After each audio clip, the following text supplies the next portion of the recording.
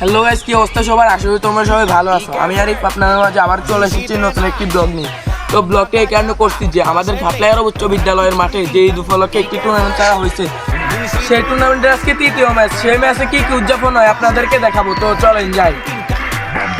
তো অবশেষে আমরা মাঠের দিকে যাইতেছি। এটা হচ্ছে ঘাটলাইয়ার উচ্চ বিদ্যালয়ের মাঠ। এই মাঠটা অনেকেই চিনেন, অনেকেই চিনেন না। তো যারা যারা চিনেন কমেন্ট করেন। এই মাঠের সেরা প্লেয়ার কে কমেন্টে বলে যাবেন। অবশেষে খেলা শুরু হয়ে গেছে, কে জিতে কে আর ফুল ভিডিও দেখলে বুঝতে পারবেন। তো ভিডিওটা দেখেন, ভালো লাগলে লাইক কমেন্ট শেয়ার করে দিবেন।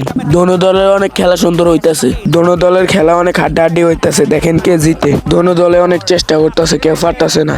অনেক চেষ্টা করছে দোনো দল, কেউ কাউকে গোল দিতে পারেনি। স্পেন একটা গোল দিয়েছে, তাও অফসাইড হয়ে গিয়েছে। ঘাটলাইয়ার উচ্চ বিদ্যালয়ের মাঠে প্রতি ঈদেই 4 দলীয় টুর্নামেন্ট ছাড়া হয়। এখানে ফাইনাল ম্যাচ অনেক সুন্দর করে অনুষ্ঠান করা হয়, অনেক ভালো ভালো মেহমানদেরকে দাওয়াত দেওয়া হয়। ফাইনাল ম্যাচে কি কি উদযাপন হয় আপনাদেরকে সবকিছু দেখাবো। দাওয়াতি মেহমানগুলোকে আপনাদেরকে দেখাবো, আপনারা দেখলে চিনতে পারেন। অবশেষে হাড্ডাহাড্ডি লড়াইয়ের পর খেলা শেষ হলো, ম্যাচ ড্র 0-0। পরের ভিডিও দেখার জন্য অপেক্ষা করুন। ¿Y qué fue? No hiciste nada.